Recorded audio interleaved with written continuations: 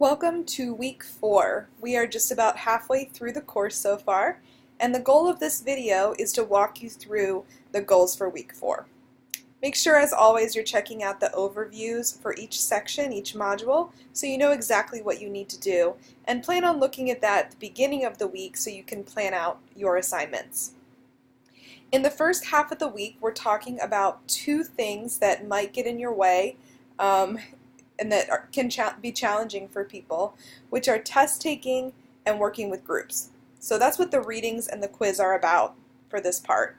You also have a mindful moment in the first section, and one of your major assignments for the course, make sure that you turn this in and do a good job, is the academic plan.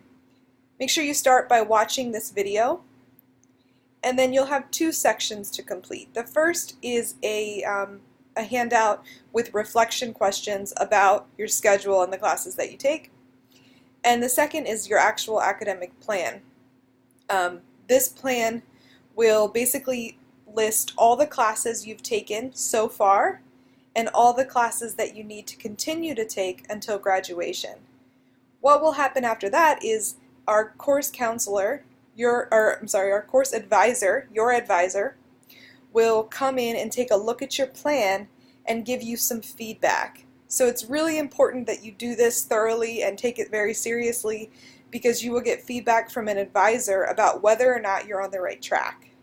There are some hints and helpful links down here, but if you do need help, please reach out and let us know.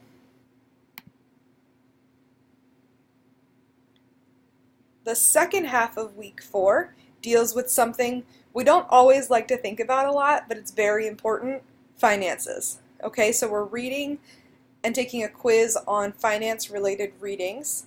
We're going to discuss those a little bit in this week's discussion. And then the assignment that you'll turn in is your financial plan. This is also another big assignment in the class, so you want to make sure that you turn it in and do a good job. There are 3 parts. The first is the single-stop self-screening tool, which you may have already done. If so, you probably already have the screenshot and you can just submit it. Part 2, you have a choice. If you have a 3.0 GPA or above, you will do a scholarship application. So you'll apply for scholarships. If you don't have that, then you'll do a scholarship reflection. The third part is you'll write a scholarship essay, so you get some practice and you have that ready for any scholarships that you're going to apply for. So it does have these 3 separate files that you need to submit for this assignment.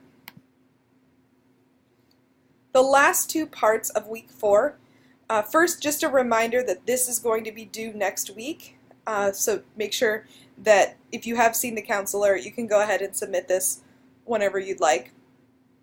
And this is just an extra credit opportunity. If you are able to get to campus and come to an event, you can earn some extra credit points. All right, have a great week, everyone, and let me know if you need anything.